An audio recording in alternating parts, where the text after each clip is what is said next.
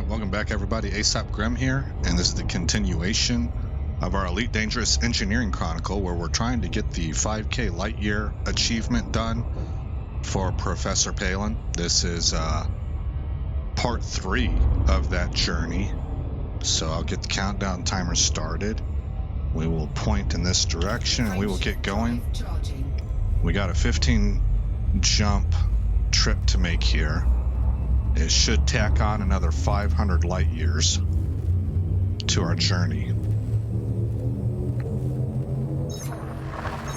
We're currently sitting around 2,000, by the way.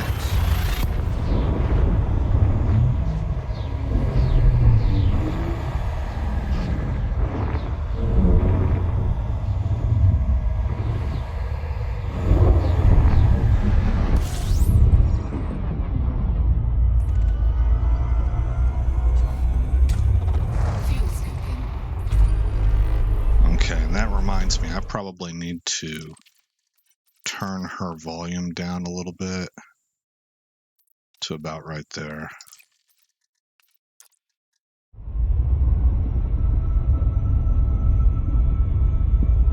Frameshift drive charging. This will put us at 13 jumps left, I think. Yes.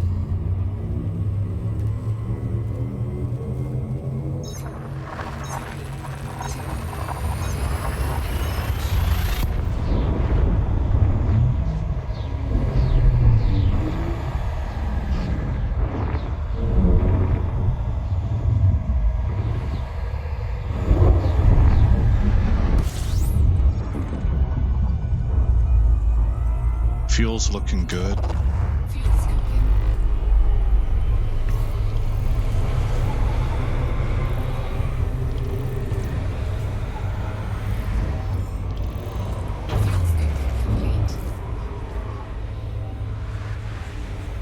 Yeah, that fuel scoop was worth it.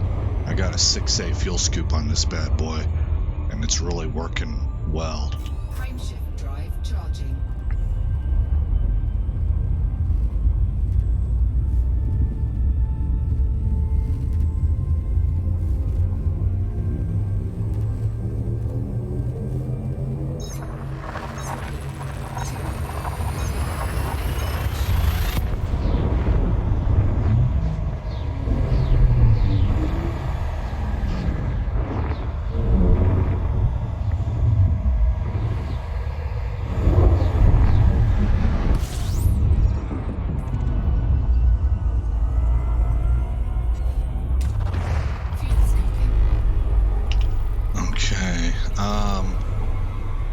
I want to see something.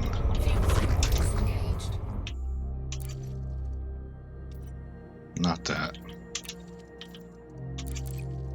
I now have 16 discoveries.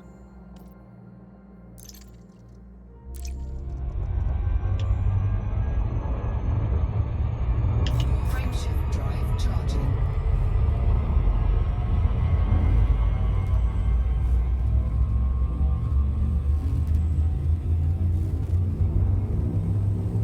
This is just a 36 light year jump.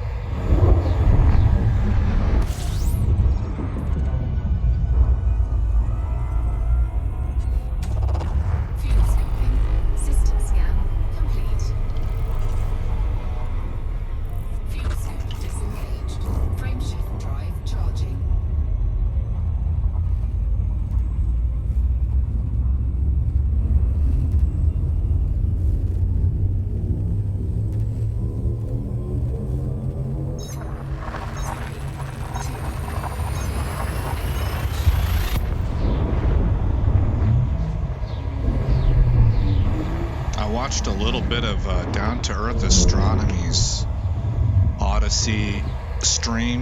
He has 2 of them at this point in time. I think one is 8 hours long. I think that was his first one. and then another is like more around 4 or 5 hours. And I watched the 4 or 5 hour one, and I didn't watch all, I mean, I watched maybe like 20 minutes of it. About 20 minutes. Frameshift drive charging. But man, I gotta tell you, it looks good. It looks good to me. I was talking to my brother about it last night. He's a little more skeptical than I am. Mostly, though, he acknowledges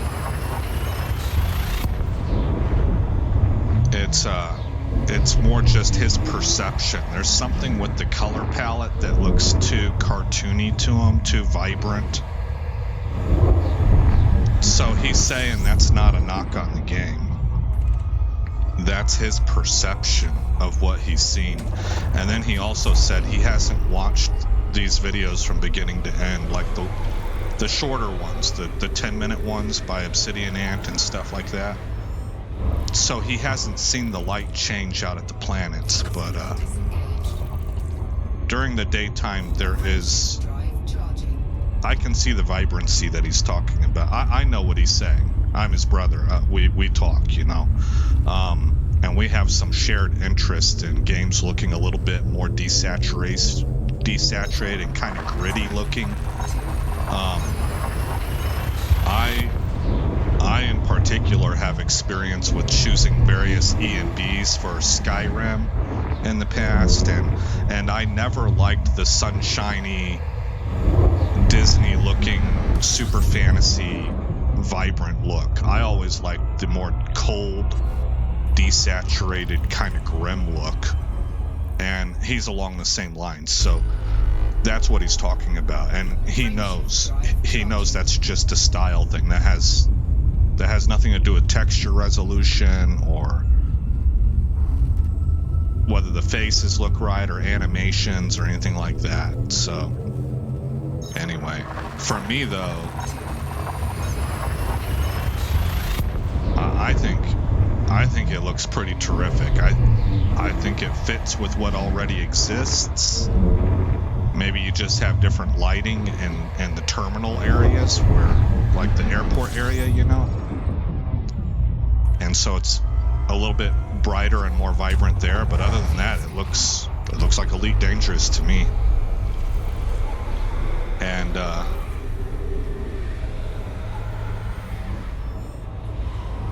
I'm rather excited about the additional, what's the word I'm looking for? The additional, I guess, I'm kind of blanking on the word I'm looking for, kind of different roles and ways of playing the same game, different facets. You know, you're still playing Elite. It has a very Elite Dangerous feel to it.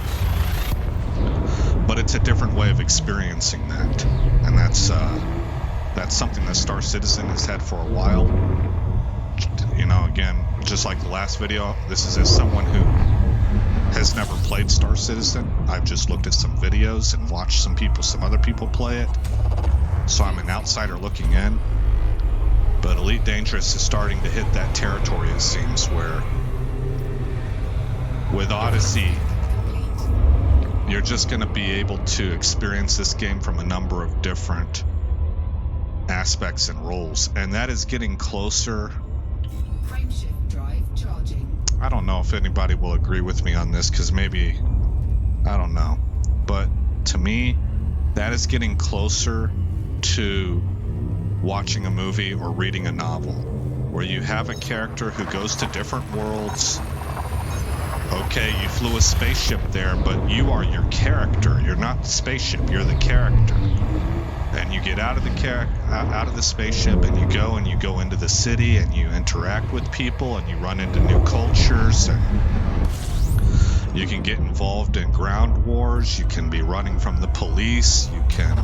And then you're running on foot, and then you're in your spaceship and you're running in your spaceship. It's just,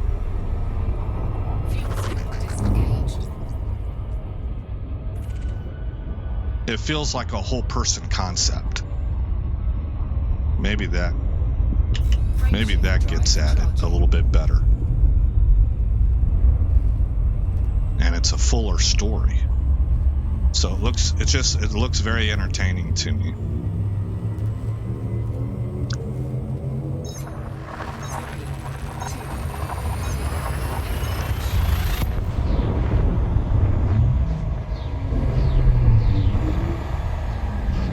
I've been playing Bannerlord again here lately as well. That's on version 1.5.8.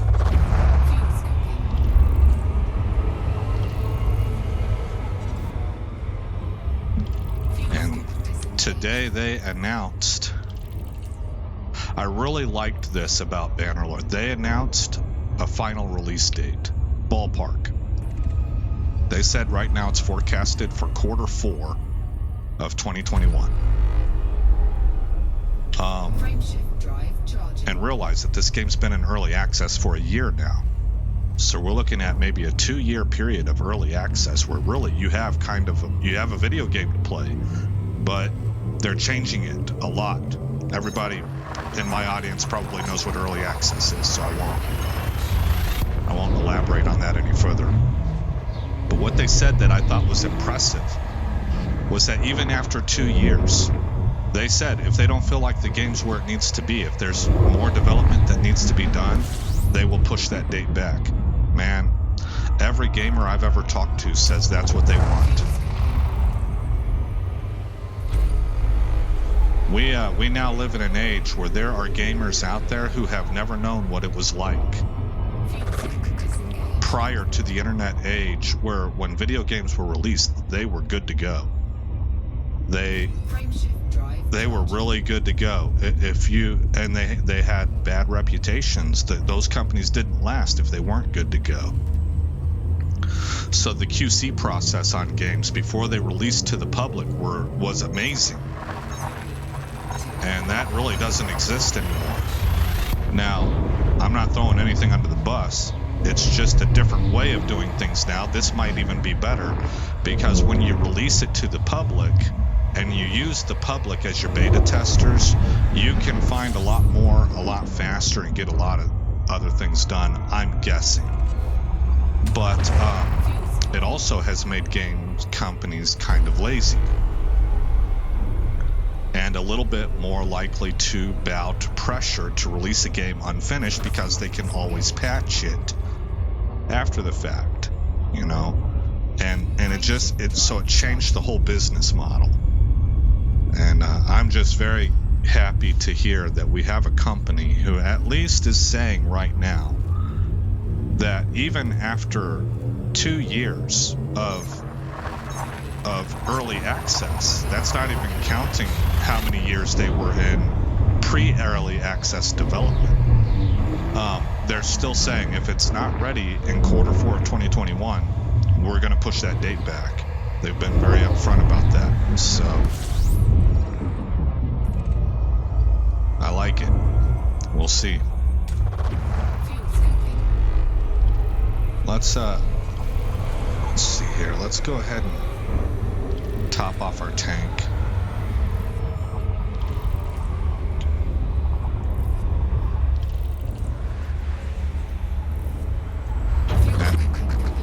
There we go.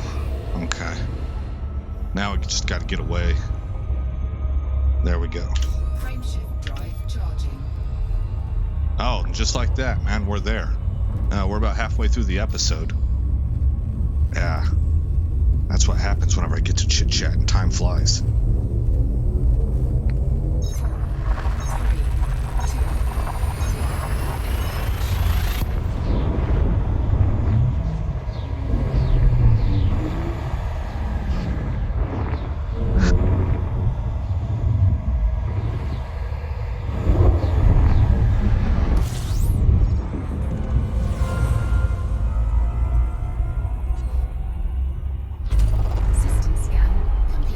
Okay, we got 3 bodies in here. Let's look at the system map. They're all 3 of them suns. Okay.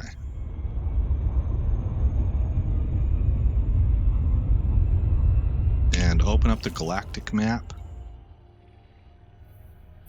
So here's where we're at. This should be about 2,500. Let me see. From Matet.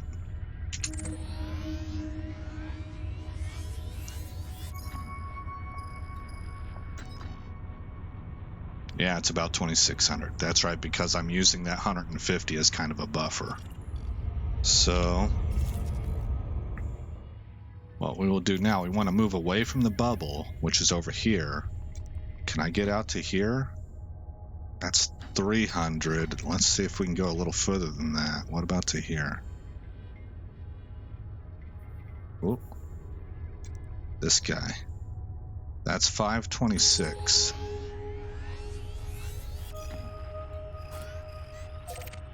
Yeah, it'll take it. It's looks like a bit of a loop-de-loop kind of way, but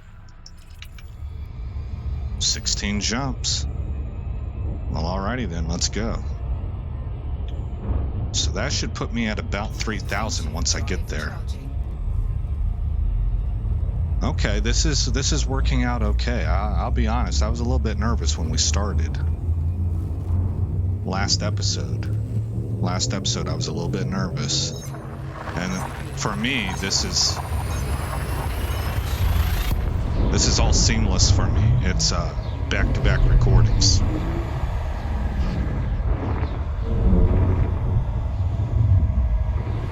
You know, another game I've been thinking of here lately is XCOM 2. I'm just not good at it.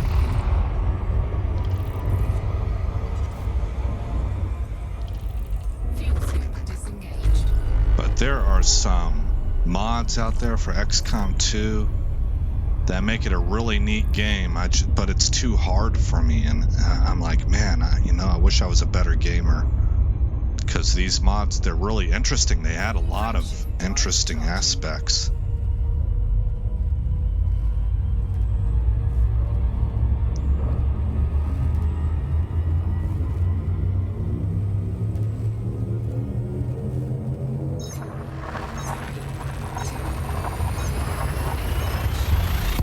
And off we go.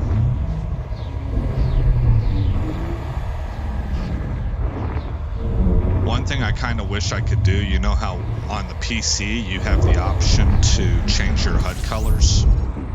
I wish there was a way that I could establish different HUD colors for different ships. I think that would be really neat. We're going to need to scoop at the next star, next 1 to 3 stars. Okay, we're coming up on a white yellow star. I should be able to scoop that. Did I honk this system? I think I did.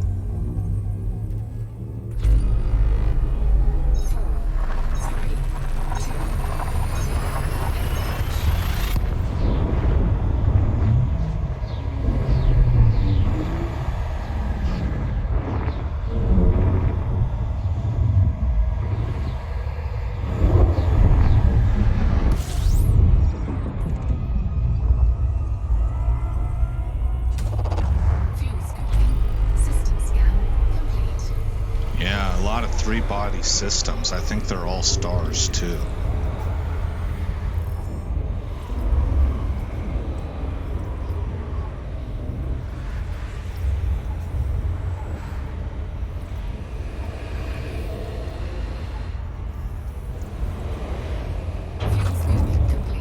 Excellent. Frameshift drive charging. 13 jumps left.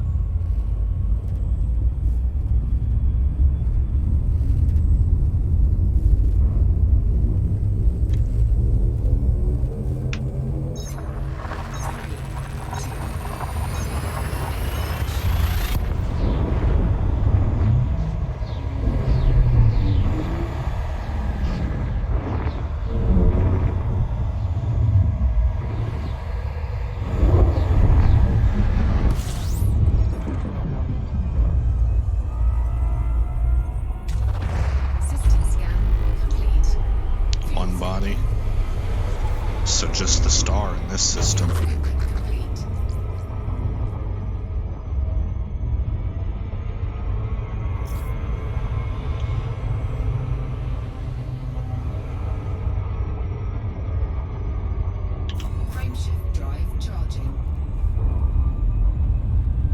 Alright, we're out of the, obviously we left the ATOT system. We're in the Ploy Thua system now.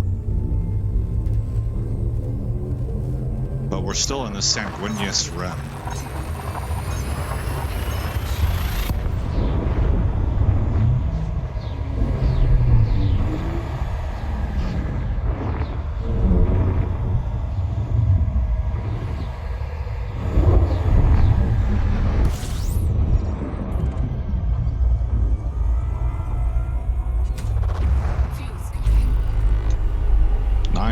In this system.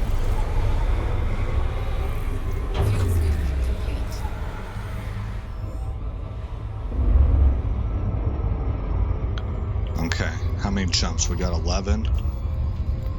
And if I check my codex, is it still telling me?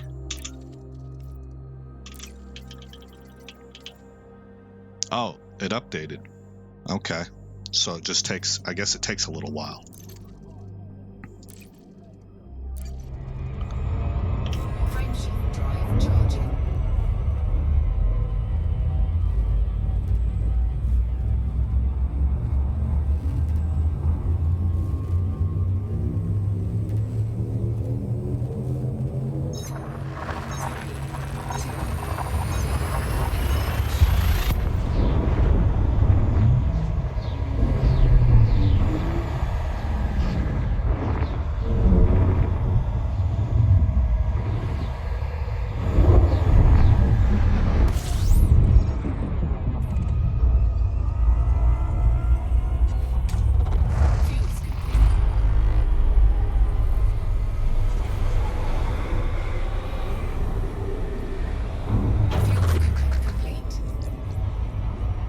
As soon as the hatch closes, there we go. Okay, now we're running into a red dwarf here, class M, so that's not scoopable. And because of some close to the throat experiences, I get nervous whenever I see red dwarf, because I wonder how many red dwarfs. Is it going to be like 4 in a row where I end up running out of fuel? And then the other thing is, look, this is not red. I mean, it counts as a red, but this is scoopable. But there are some that are not. The ones that are actually pinkish red.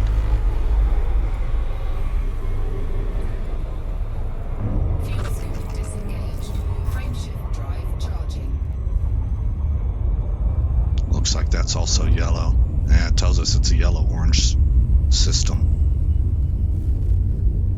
Something that I'm a little bit confused on. Is there a scanner out there that you can do a deeper system scan? I think that's maybe something from the past. It doesn't exist anymore. I know that you can engineer your scanners, but I think that they made a change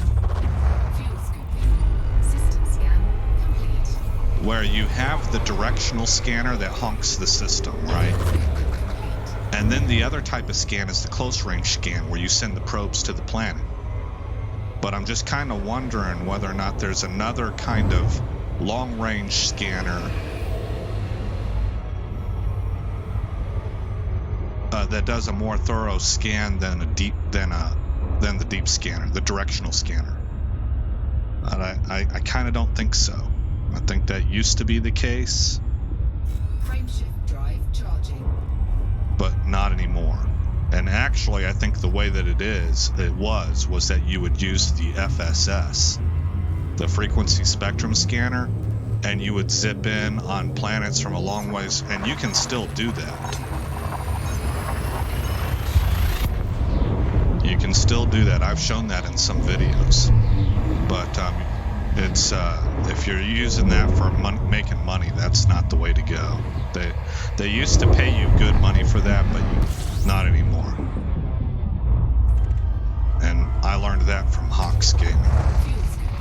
Now you have to go to the planet and you have to scan it the way that I've done it in previous videos. what you would use your FSS for is if you decided that you wanted to get into bounty hunting, which is something that I've considered. I kind of like the idea of tracking somebody down. You would enter into a system and you can scan around for signals and zoom in on those signals and find out whether or not that's your guy. And then you can find him, and then you go to his signal and you pull him out of interdiction. Or you pull him out of frame shift through interdiction.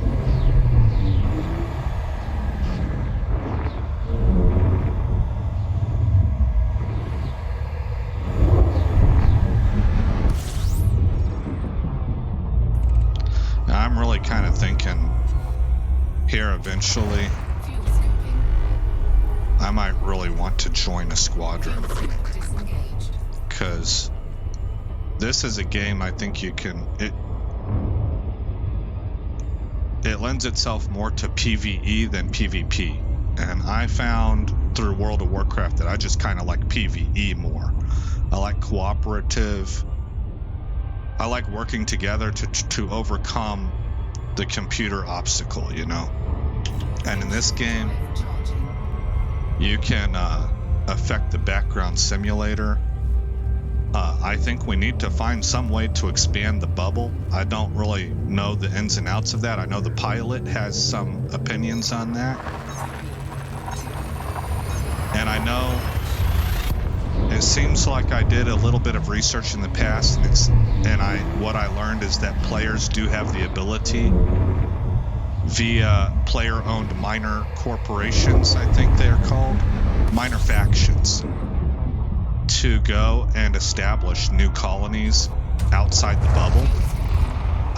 I can't quite remember if that's true or not, because I was really just researching kind of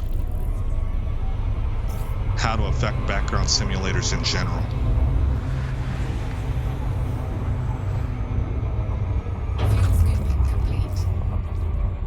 And the idea of getting outside the bubble was secondary to me at the time. But that's something I've read, that we have discovered less than 1% of what this game has to offer. We have an alien race out there that even the lore tells you we've been kind of at each other's throats for a while. What can we do to, I guess, expand our horizons? I mean, to be quite honest, to be brutally honest, the thought that comes to my mind is, what can we do to dominate? I want to own everything out there. I want humanity to go out and explore all of these systems. I don't mind if we can live peacefully and coexist with other species out there, but I want to go out there and have humanity expand civilization into everything that it can. If there's sovereign territory by another alien species, I could respect that. I'm okay with that. But I want to grab everything else, you know? And I don't know, maybe that might be a little bit hyperbolic, but that, you know, that's the idea. I want to be able to expand our borders and move into new areas and see civilization stand up and societies begin, and resources harvested and things built and stuff like that, you know? If this game, and see, that's what it is. It's not really, I don't know. I'm speaking of it from a role-playing perspective, but to be quite honest with you, it's more of it's a game thing. We have discovered less than 1% of what the game has to offer. To me, that's an affront. That, like, no. And I don't want to just go out and scan every planet and discover all the systems and get everything mapped out. I want to move in. You know, does anybody else feel that way? So, that's an idea. And then the other idea I have is what I mentioned earlier. The other idea is to play within the bubble and work with a player minor faction that manipulates the background simulator. I think those are the two areas that interest me the most. Manipulating the background simulator and expanding the bubble. The timer just went off.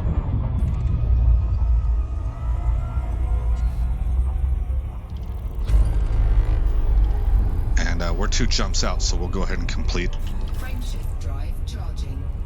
Complete the jumps. How am I doing on fuel? I'm doing just fine. That looks like a yellow star out there.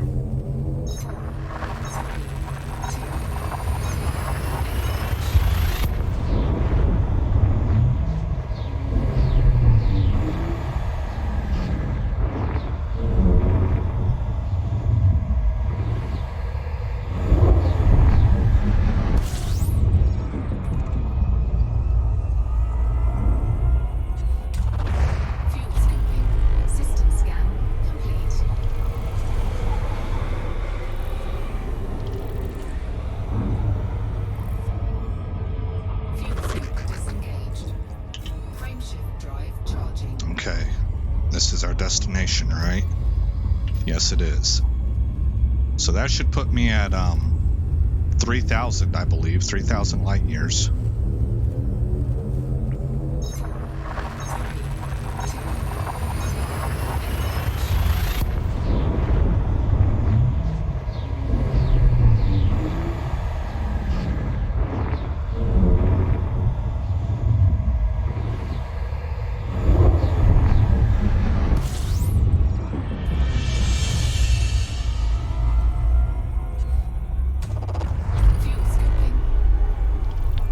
Bodies found in this system.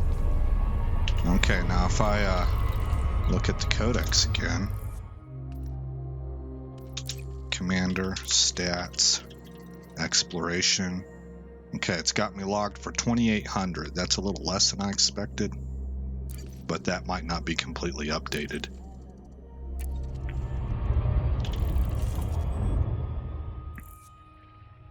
Okay, so here we are. And we've gotten away from Barnard's Loop. Here's the bubble. I kind of want to maybe go... maybe I can go this way. And I'm looking for another 500 light year jump. How far is this one? Ooh, that's 1,091.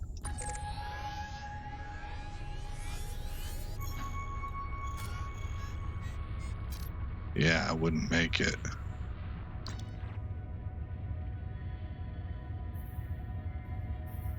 Okay, let's back out and bring it up again. Ah, bummer. Yeah, that was a long ways out.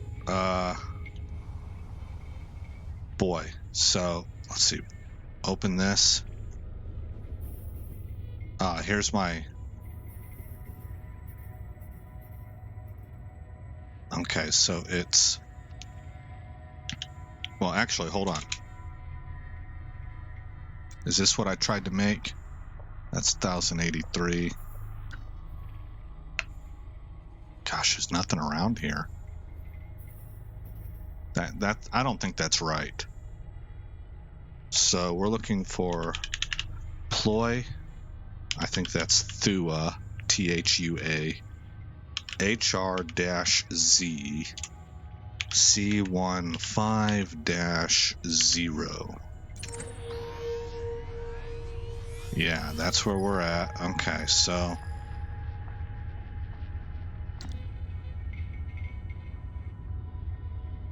And we came from out here.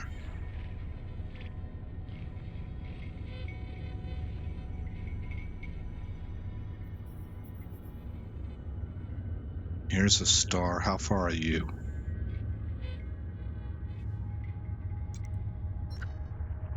You're only 46 light years out. I had to actually go up. I had to press my R button to elevate to find that star. So if you find yourself in a dead zone, you need to move up or down in elevation. That's what's going on there. It's not that there's a lack of stars. It's that you're kind of just in it. You need to go up or down. 75.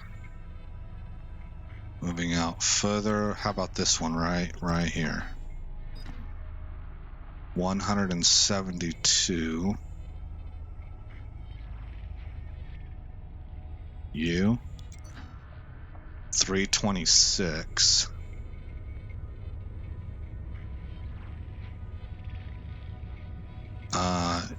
You caught my eye. You're 522. 528. We'll go to this purple one. Because you're pretty. Watch it be the death of us. Okay, so that's almost a straight line out. Pretty direct route. Okay, so we're going to exit. We're going to look over here. That's another 15 jumps. Okay, so things are going between 10 and 15, with 15 being more nominal. That'll be the end of this episode, though. And so again, I'm Aesop Grimm. Thank you for coming by the channel, and I'll see you in the next episode where this story continues. Again, we are...